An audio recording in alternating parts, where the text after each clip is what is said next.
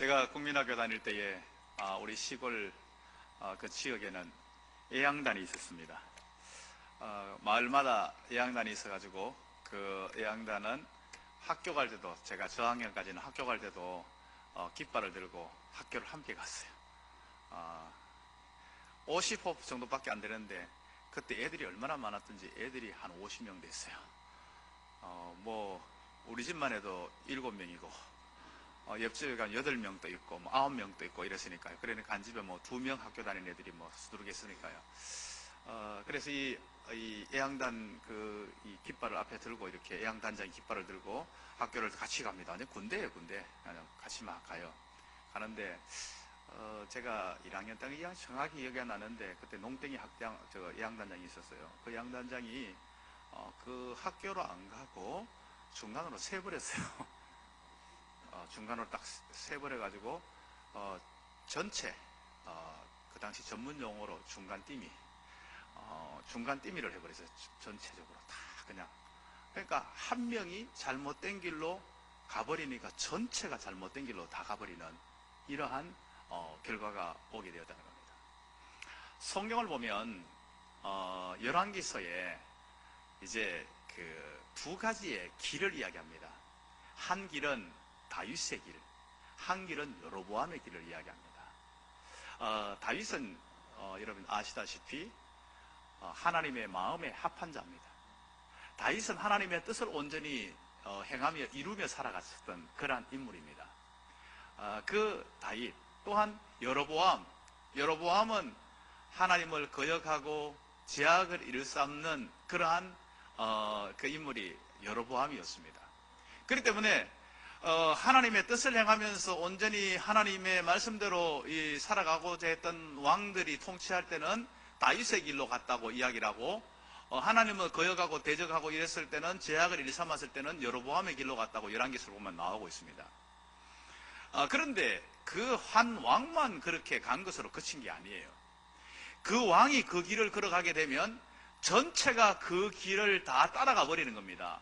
그 결과는 어떻게 되는가 하면요, 다윗의 길을 걸어간 그 왕이 통치할 때는 나라가 태평성대를 이루는 겁니다. 하나님의 뜻을 이루면서 정말 온 백성이 평안하고 복을 누리는 그런 상태가 됩니다. 그런데 여로보암의 길을 걸어갔던 왕들이 통치할 때는 온 나라가 고통 가운데서 신음하며 늘 전쟁 속에서 늘 시달리고 있는 이러한 정말 이렇게 모습이 성경에 잘 이렇게 나타나는 것을 우리가 알 수가 있습니다. 오늘 성경에도 보면 2가지의 길을 이야기하고 있습니다. 2갈래의 길. 2갈래의 길을 이야기하고 있는데, 우리가 2갈래의 길 중에 어느 길에 내가 들어서 있느냐, 이것은 나 하나로 그치지 않습니다. 내가 그 길을 걸어가는 그 결과 나와 연결되어 있는 나에게 속한 사람들을 옳은 대로 인도할 수 있고 잘못된 길로도 인도해 갈 수 있다는 사실을 우리에게 잘 알려주고 있다는 겁니다. 그렇다면 내가 먼저 구원의 길로 온전히 걸어가고 또한 다른 사람들을 바른 길로 인도하기 위해서는 어떻게 해야 됩니까? 그 첫 번째로 우리가 그렇게 하기 위해서는 생명책에 기록을 받은 자들이 된다는 거예요. 생명책에 기록받은 자들. 내가 생명책에 기록된 자가 되어야 된다는 사실을 우리는 알아야 됩니다. 다니엘서는 이 종말에 관한 것을 구약 성경 중에서 가장 잘 말씀해 주는 게 다니엘서입니다. 그 중에서 오늘 12장은 거기서 굉장히 중요한 부분을 이야기합니다. 1절 말씀 우리 같이 한번 볼까요? 그때에 내 민족을 호위하던 큰 군주 미가엘이 일어날 것이요 큰 환란이 있으리니 이는 개국 이래로 그때까지 없던 환란일 것이며 그때에 내 백성 중 책에 기록된 모든 자가 구원을 받을 것이라. 그때라는 것이 언제입니까? 그때라는 것은 역사적으로 1차적으로 역사적으로 나오는 것은 바로 이스라엘의 멸망의 때입니다. 예루살렘이 처참하게 파괴되어지는 적의 통치하에 완전히 짓밟혀버리는 그러한 것을 1차적으로 이야기합니다. 그건 역사적으로 이루어졌습니다. 이미 이루어졌습니다. 얼마나 처참하게 되었는지 우리는 알고 있습니다. 그리고 한 걸음 더 나아가서 2차적으로 무엇을 이야기하고 있는가 하니까 그때라는 것은 바로 종말의 날이라는 겁니다. 종말의 날이, 이 세상의 종말의 날이 분명히 오게 될 것이라는 겁니다. 그 종말의 날에 책에 기록된 자는 구원을 얻게 된다, 이것을 말씀합니다. 책에 기록된 자. 지금 이 책은 어떤 책입니까? 생명책을 말하는 겁니다. 책에 기록된 자는 누구를 말하는 것입니까? 하나님의 선택을 받아서 우리 주 예수 그리스도를 알고 믿고 구원받은 자를 말하는 것입니다. 바로 책에 기록된 자라는 것은 하나님의 백성된 자를 지금 현재 분명하게 말씀을 해주고 있다는 겁니다.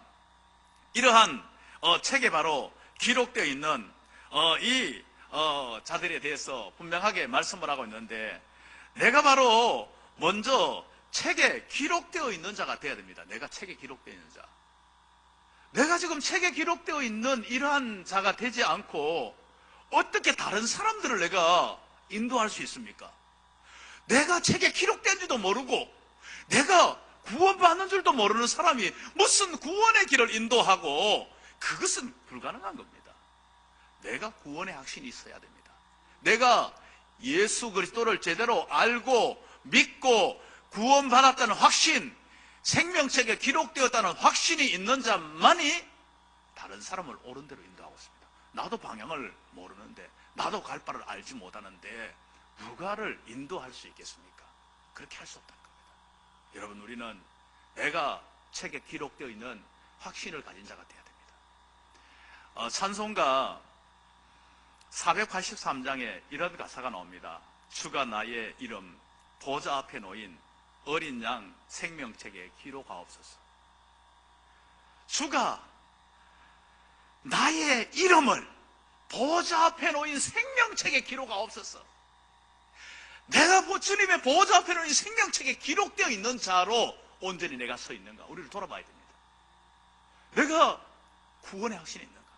하늘이 두 쪽 나도 나는 구원받았다는 확신이 있는가? 이것은 세상의 말로 소위 사람들이 말하는 착하게 선하게 바르게 살았으니까 나를 구원해 줄, 이런, 그것은 세상 사람들이 말하는 것이고, 진짜 구원해 주시는 하나님의 구원의 길 가운데 확고하게 흔들림 없이 서 있는가?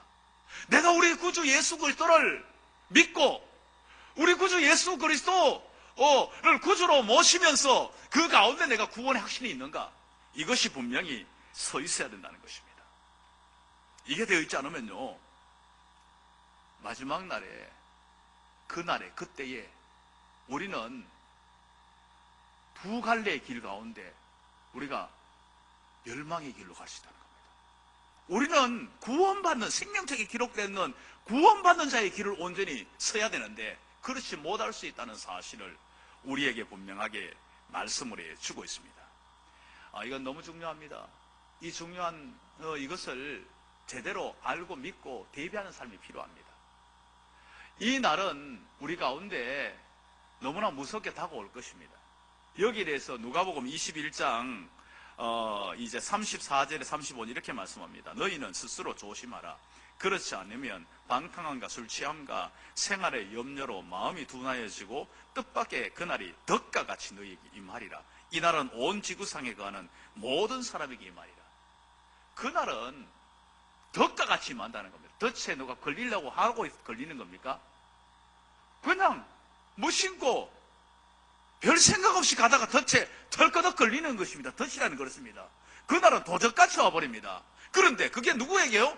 모든 사람, 예외가 없다는 겁니다. 이 세상에 사는 모든 사람에게 다 임하게 된다는 겁니다. 그렇기 때문에 그날을 대비하는 삶을 살아가는 것이 참으로 중요한 겁니다. 성경은 큰 흐름을 가지고 있습니다. 창조, 타락, 구속, 종말, 이 흐름을 가지고 있습니다.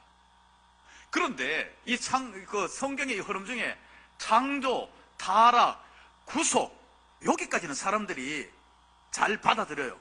여기까지는 잘 받아들이고 별 거부감 없이 받아들이는데, 유독 종말에 관한 것에 대해서는 이야기를 하면 거부반을 일으켜요.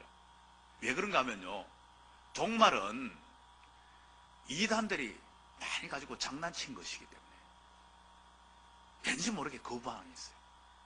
극단주의 종말론자들 때문에 굉장히 많은 오류를 많이 범했기 때문에, 이것 때문에 사람들은 종말 이야기하면 뭔가 알러지 반응을 일으켜요. 저런 이야기는 듣고 싶지 않다. 저런 것은 나는 별로 상관없이 살고 싶다 이런 식으로 하고 있어요. 그렇다고 종말이 안 중요한 게 아니에요. 종말은 정말 중요한 겁니다. 종말은 다가옵니다. 분명히 우리에게 있다는 사실 알아요. 덕과 같이 도적같이 임한다는 사실을 알아야 됩니다. 여기에 대비하는 삶이 중요한 것이지, 아무 대비 없이 아무 생각 없이 내가 무시하고 사는 것은 그건 어리석은 것이 미련한 것이라는 것을 우리는 알아야 됩니다. 지혜로운 다섯 처녀와 같은 정말 준비된 삶을 살아가는 것이 중요하다는 사실을 우리는 잊지 말아야 된다는 것입니다. 우리가 이제 이 종말의 때에 두 갈래로 뚜렷이 갈라지게 될 겁니다. 영생이냐 영멸이냐. 우리는 이 두 갈래의 길에서 분명히 서 있게 된다는 사실 2절에서 말씀합니다. 땅의 티끌 가운데서 자는 자 중에서 많은 사람이 깨어나 영생을 받는 자도 있고 수치를 당하여서 영원히 부끄러움을 당할 자도 있을 것이라는 겁니다. 부활의 날에 이것이 확고하게 나타나게 된다는 사실을 우리에게 분명하게 말씀해 주고 있다는 겁니다. 내가 먼저 어린 양 생명책에 기록되어 있는 확신을 가지고 서 있는 자만이 종말을 분명하게 대비할 수 있고, 또한 종말을 대비하지 못하고 구원을 알지 못하고 갈바를 알지 못하는 사람을 옳은 길로 인도할 수 있다는 사실을 우리는 알아야 합니다. 그 다음에 두 번째로요, 우리가 구원의 길을 걸어가고 다른 사람들을 바르게 인도하기 위해서는 우리가 어떻게 해야 합니까? 두 번째로 궁창에 별처럼 빛나는 자들이 되어야 됩니다. 궁창에 별처럼 빛나는 자들. 오늘 본문 이 3절에서 이렇게 말씀합니다. 지혜 있는 자는 궁창의 빛과 같이 빛날 것이요, 많은 사람을 옳은 대로 돌아오게 한 자는 별과 같이 영원토록 빛나리라. 여기서 지금 지혜 있는 자라는 건 어떤 자입니까? 세상 말로 지혜로운 사람을 뜻하는 겁니까? 아닙니다. 여기서 지혜 있는 자라는 것은 구원의 진리를 제대로 알고 깨닫는 자를 지혜 있는 자라고 표현하고 있다는 겁니다. 예수 그리스도의 구속의 진리를 아는 자가 진짜 지혜로운 자라는 겁니다. 그리고 예수 그리스도를 구주로 고백하는 자가 진짜 지혜로운 자라는 사실. 이 세상에 영생과 영멸이 있다는 사실을 깨닫고 아는 자가 지혜 있는 자임을 분명하게 우리에게 말씀해 주고 있다는 겁니다. 뒤에 쭉 내려가면 10절에서 이렇게 말씀합니다. 10절 후반에서 이렇게 말합니다.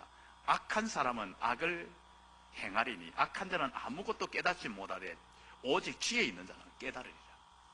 악한 자는요, 아무것도 알지 못하고 깨닫지 못하고 자기에게 지금 어떤 일이 일어나는지 모르고 그냥 그렇게 살아간다는 겁니다. 그러나 지혜 있는 자는 깨닫는다는 겁니다.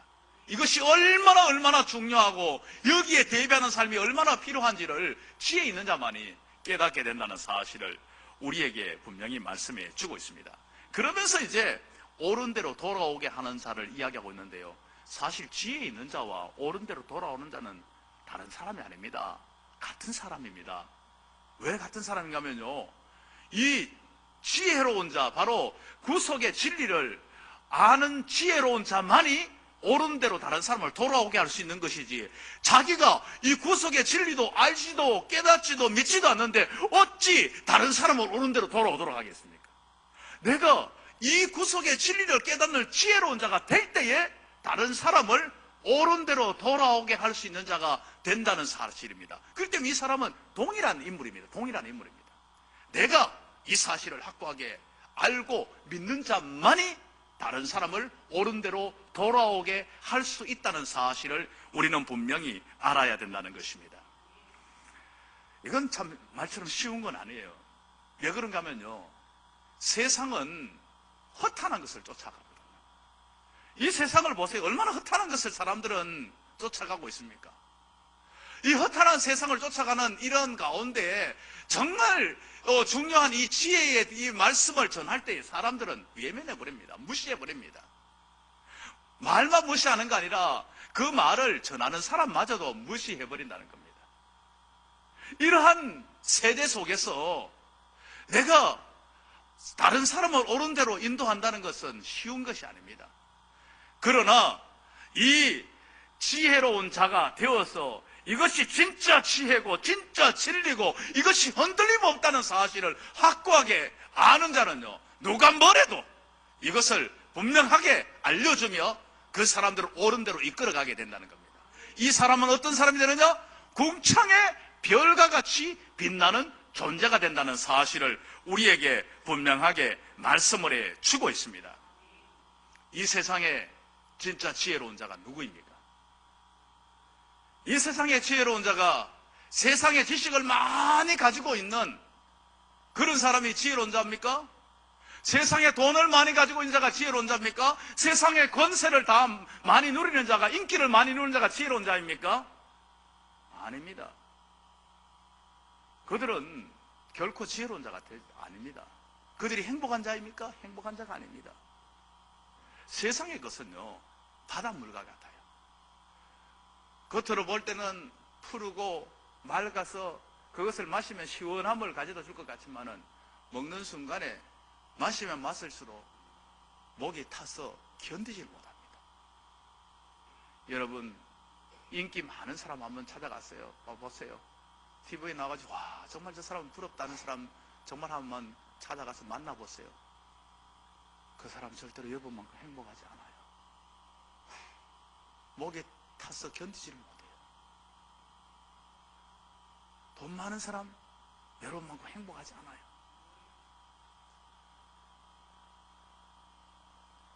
권력을 누리는 사람 행복하지 않아요. 우리가 뭐 못 누리기 때문에 뭐 그냥 위로받으려고 이런 말 하는 거 아닌 거 알죠? 실제로 그래요. 실제로 그래요. 정말 지혜로운 자가 어떤 자가 지혜로운 자입니까? 어느 의사의 간증입니다. 이건 실제적인 간증입니다. 의사가 전문의가 되었어요. 그리고 또 이 사람이 참 의사도 세계 중에서도 복도 많게 이 지방까지 빵빵 해가지고 목 좋은데 개업을 딱 했어요. 개업을 딱 하니까 목이 좋고 뭐 이러니까 막 사람들이 막 몰려오는 거예요. 몰려오는데 저녁이 되면 이제 직원들이 다 이제 간호사들하고 뭐 다 퇴근하고 나면 앉아가지고 그날 돈 버는 걸 결산하는데 와, 이 재미가 막 솔솔한 거예요. 그거 막 돈이 막 쌓여가는 이 재미가 막 너무 솔솔해가지고 막 하루에 피곤을 잊을 정도로 막 재미가 나는 거예요. 뭔가 가슴 한 곳은 막 뻥 뚫리는 것 같지만은 그나마 그래도 그것이 있기 때문에 그 돈 쌓이는 그 재미가 있기 때문에 즐기고 있는데 어느 날 책상에 앉아가지고 그것을 탁 하고 있는데 갑자기 자기의 마음에 너무나 강하게 선명하게 들려오는 음성이 있는 거예요. 너는 내 앞에 섰을 때에 뭘 했다고 무엇을 하다가 왔다고 이야기할 거니? 너는 내 앞에 설 때 나중에 무엇 하다가 왔다고 이야기할 거니? 그러더라고요. 그러니까 자기가 하는 것은 지금 돈 버는 재미밖에 없고 돈 세는 재미밖에 없는데 돈 벌다가 왔습니다. 이 말을 하게 되면 그것은 하나님 앞에 하나도 인정이 안 될 것 같더래요. 돈 벌다가 왔습니다. 그러면 그게 하나도 인정될 것이 하나도 없을 것 같은 생각이 들더래요. 그래서 이분이 그 순간에 고민을 하기 시작한 거예요. 내가 이렇게 살아도 되나? 내가 어떻게 사는 게 맞냐? 하면서 성경을 막 찾았어요. 찾다가 찾은 성경이 뭔가 하면요, 오늘 다니엘서 12장 3절을 찾은 거예요. 한번 같이 한번 읽어보겠습니다. 지혜 있는 자는 궁창에 빛과 같이 빛날 것이요 많은 사람을 옳은 대로 돌아오게 한 자는 별과 같이 영원토록 비치리라. 이 말씀을 딱 받고는 그래, 내가 이 말씀대로 한번 살아봐야 되겠다 해가지고 그 다음 날부터 환자를 돌보는데 자세가 달랐어요. 그전에는 환자를 돌볼 때 돈 버는 도구밖에 되지 않았어요. 돈 벌기 위해서 환자를 돌봤는데 그날 이후로는 환자를 돌보는데 돈 버는 도구가 되는 게 아니라 그 사람들이 육신이 아파가지고 올 때 마음까지 약해져 있는 사람에게 그 영혼을 돌보는 영혼의 치유자까지 되어지는 거예요. 그래서 육신만 돌보는 것이 아니라 영혼을 치유하는, 하나님의 말씀으로 영혼을 치유하는 그 일까지 한 거예요. 그러고 난 후에 밤이 되면 돈 계산만 하는 것이 아니라, 그 결산만 하는 것이 아니라 그 오늘 돌본 환자들 영혼을 두고 손을 모으고 기도하는 거예요. 하나님, 이 영혼 오늘 내가 복음을 전했는데 육신을 치료하면서 마음이 정말 무너져 있는 이 사람에게 복음을 전했는데 이 영혼 하나님 불쌍히 구원해달라고 기도를 하는 거예요. 막 말할 수 없는 막 기쁨, 행복, 만족, 이전에 막 그 뭔가 돈 쌓이는 재미가 있었지만 한 구석이 뻥 뚫려 있었던 그것이 확 메워지는 진정한 삶의 만족과 행복을 느낄 수 있었다고, 그렇게 이제 고백하는 간증입니다. 그렇습니다. 참으로 지혜 있는 자는요, 하나님이 원하시고 기뻐하는 것이 뭔지를 찾아서 그 일을 따라 살아가는 사람입니다. 그러한 사람은요, 바로 종말을 대비하는 사람입니다. 주님이 오늘 당장 오라 한다 할 때도 걱정할 게 없어요. 너 뭐 하다 왔니? 내가 주님 알잖아요. 내가 주님 기뻐하는 일 하다가 왔는 거 알잖아요. 옳은 대로, 많은 사람 옳은 대로 돌아오도록 하려고 내가 했는 거 주님 알잖아요. 그래, 착하고 충성된 종아. 우리 때문에 걱정할 게 없어요.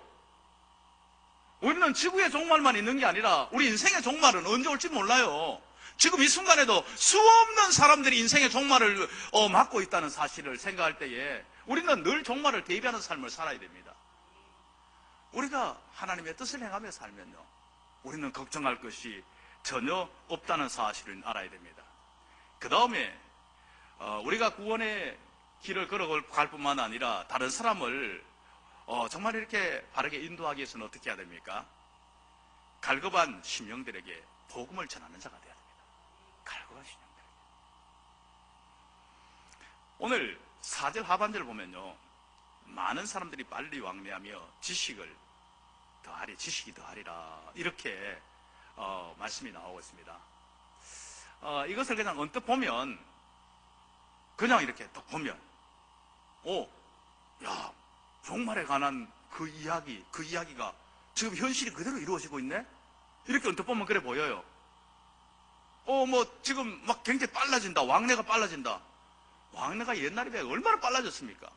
막 상상을 초월할 정도로 빨라졌잖아요. 지식이 더하리라. 지금 지식이 얼마나 많습니까? 그냥 우리말 성경으로 그냥 얼핏 보면, 와, 이건 뭐 진짜 말세가 다 돼가지고 이렇게 됐구나. 이래가지고, 이 종말 그 부분에 대해서 잘못 해석해가지고 오류를 범하는 경우가 있어요. 성경은 절대로 그냥 한 문장을 가지고 해석하면 안 됩니다. 한 문장 앞에 있는 부분을, 앞부분을 가지고 짝을 맞춰봐야 됩니다. 앞에 부분하고 짝을 맞추면 지금 그렇게 해석하면 짝이 안 맞아요. 다른 성경, 다른 구절하고도 다 맞춰봐야 됩니다. 지금 여기에서는 또 그리고 또 뭐를 성경 원문의 원 단어의 뜻이 뭔지를 또 봐야 됩니다. 우리말 성경보다 그 말 원문을, 그래서 원어 성경을 보고 공부를 하는 겁니다. 그것을 보면 그게 아니에요. 이걸 어떻게 보면 이렇게 보면 됩니다.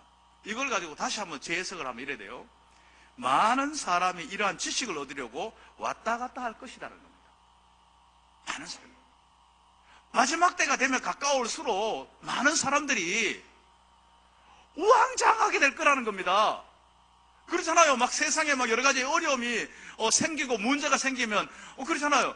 막 엄청난 일들이 막 터지고 나면 뭐 지진이 일어나고 뭐 여러 가지 일어나면 와, 뭐 어떻게 이런 일이 막 하면서 막 뭔가 우왕좌왕하잖아요. 이때에 지혜로운 자는 이 하나님의 말씀을 잘 간직하고 있다가 이 말씀을 이야기해야 된다는 겁니다. 이 말씀을 바로 제시해야 된다는 겁니다.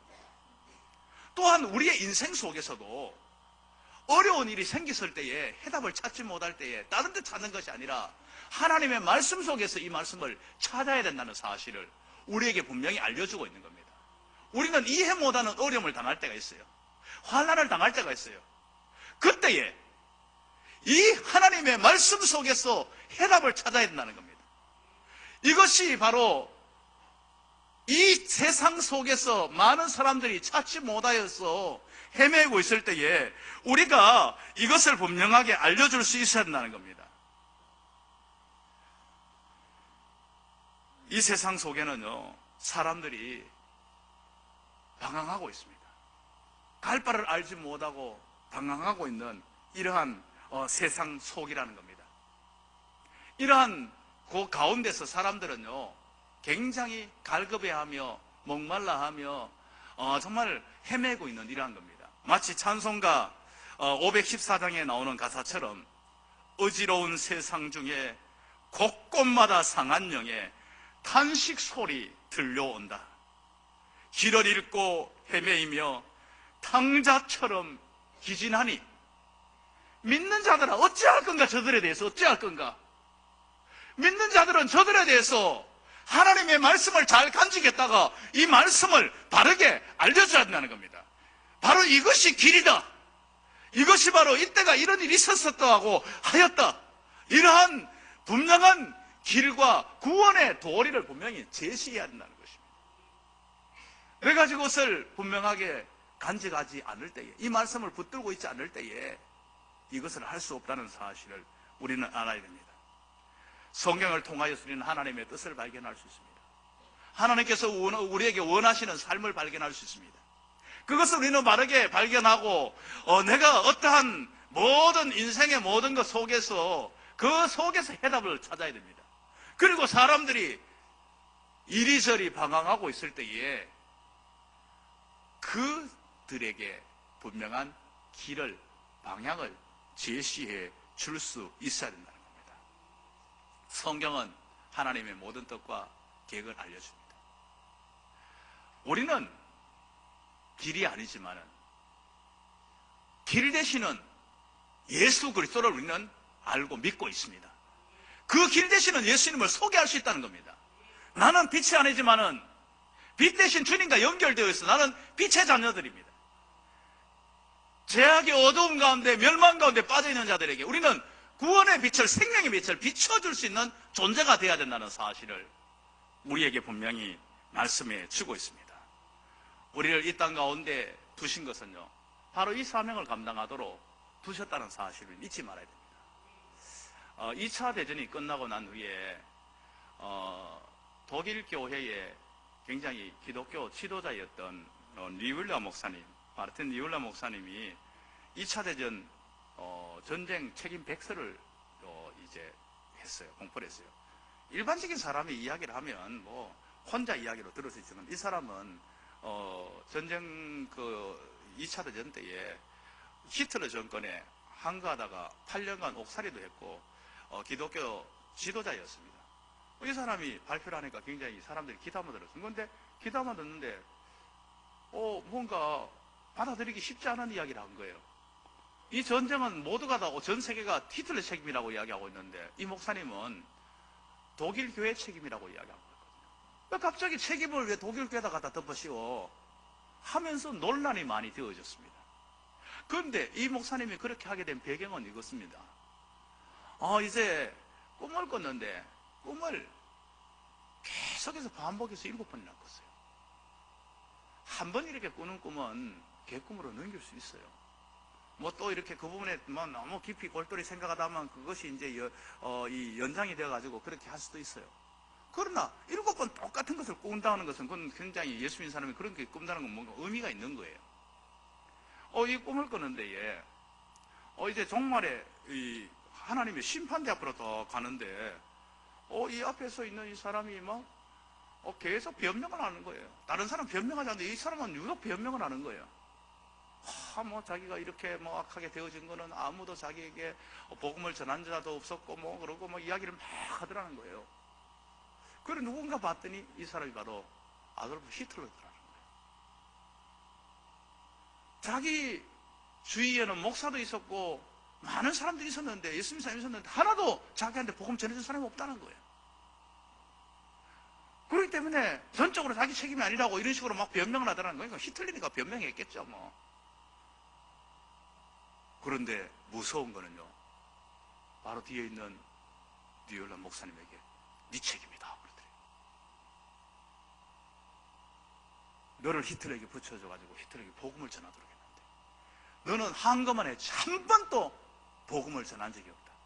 만약에 그가 예수 믿고 구원받았다면 그런 악한 일을 자행하지 않았을 텐데 네가 그러지 않았기 때문에 그런 결과가 왔다. 너무나 놀라가 소스라치게 놀라고 일어나고 했다는 거예요. 그렇기 때문에 자신의 책임이 맞다는 거예요. 그리고 독일 교회는 정신 차려야 된다는 거예요.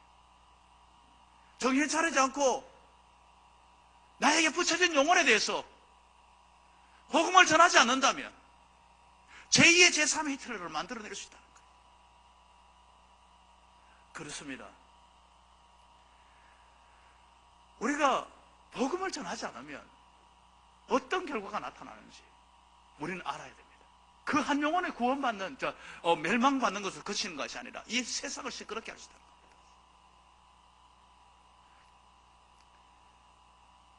대대장 가정을 전체를 몰살시킨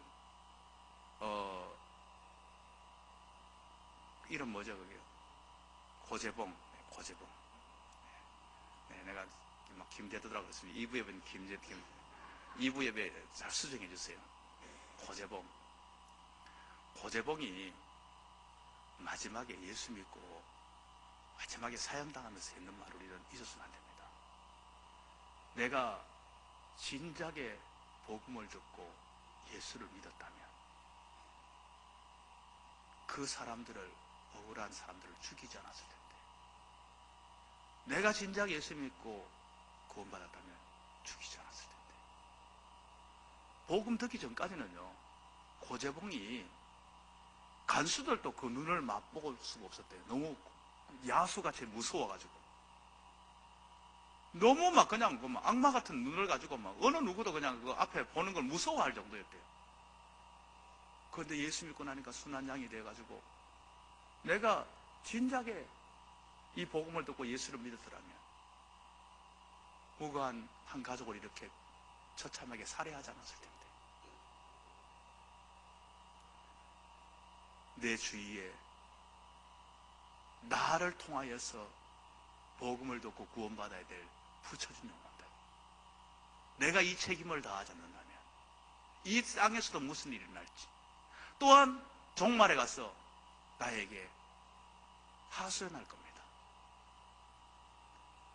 나는 한 번도 듣지 못했다고. 그 사람 맨날 교회 가는 거 봤는데 나는 한 번도 왜 가는지를 듣지를 못했다고.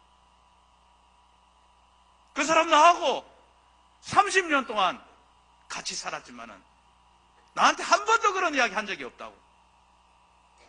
우리는 그때에 주님 앞에 얼굴을 들지 못하고 부끄러워할 것입니다. 우리에게 맡겨진 영혼 외면하지 마시고, 우리가 진정 지혜로운 자가 되었어 이 복음을 전함으로 궁창의 별과 같이 빛나는 복된 우리 모든 성도들이 될 수 있기를 간절히 바랍니다.